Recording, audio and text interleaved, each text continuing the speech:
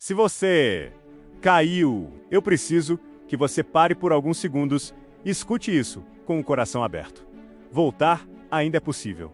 Talvez você nem acredite totalmente nisso agora. Talvez a culpa esteja tão pesada que essa ideia pareça distante. Talvez você esteja pensando que foi longe demais, que passou dos limites, que aquilo que você fez não tem mais volta. Mas a história de Davi existe justamente para confrontar esse tipo de pensamento.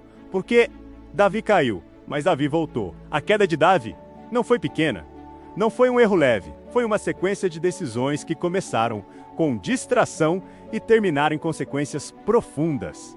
Ele não estava onde deveria estar. Era tempo de guerra, mas ele ficou em Jerusalém. E às vezes, tudo começa assim, quando a gente sai do lugar. Não é de uma vez, é gradual, é silencioso. E quando você percebe, já está num lugar onde nunca imaginou chegar. Davi viu o que não deveria ver, desejou o que não deveria desejar, agiu de forma que não combinava com quem ele era. E quando percebeu a gravidade daquilo, tentou resolver sozinho, tentou esconder, tentou controlar a situação, tentou manter a aparência. Porque muitas vezes o erro não termina no erro. Ele continua na tentativa de esconder o erro, continua na tentativa de parecer bem por fora.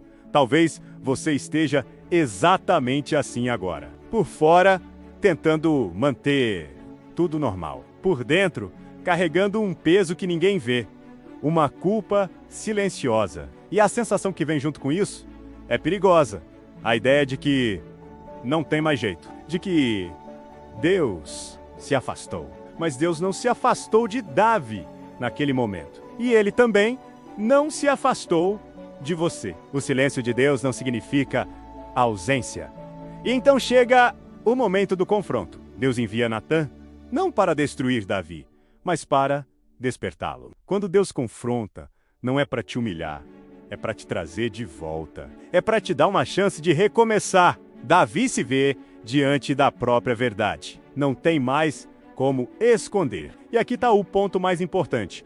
O que Davi faz depois da queda. Ele diz: pequei contra o Senhor. Simples, direto, verdadeiro. Esse é o momento da virada. Não foi quando ele caiu. Foi quando ele reconheceu. Davi escolheu responder com arrependimento. Não com orgulho ou desculpas. Existe uma diferença entre culpa e arrependimento. A culpa te afasta. O arrependimento te aproxima. A culpa diz: você não pode voltar. Davi escreveu o Salmo 51 nesse momento. Ele não está tentando justificar nada. Cria em mim um coração puro, ó Deus. Ele pede transformação, porque ele entendeu que não era apenas sobre o que ele fez, era sobre quem ele estava sendo. Talvez você precise fazer essa mesma oração hoje. Não apenas pedir para Deus resolver as consequências, mas pedir para Ele transformar o interior. Voltar não significa que não haverá consequências. Davi enfrentou consequências, mas a presença de Deus não foi retirada. Deus não desistiu de Davi, e Ele não desistiu de você. O que Ele está esperando não é perfeição, é um coração disposto a voltar. Voltar é uma decisão. Não depende do passado. Depende do que você decide fazer agora, hoje, nesse momento. Escreve aqui nos comentários: eu volto hoje. Não como uma frase qualquer, mas como uma decisão, como um posicionamento de fé.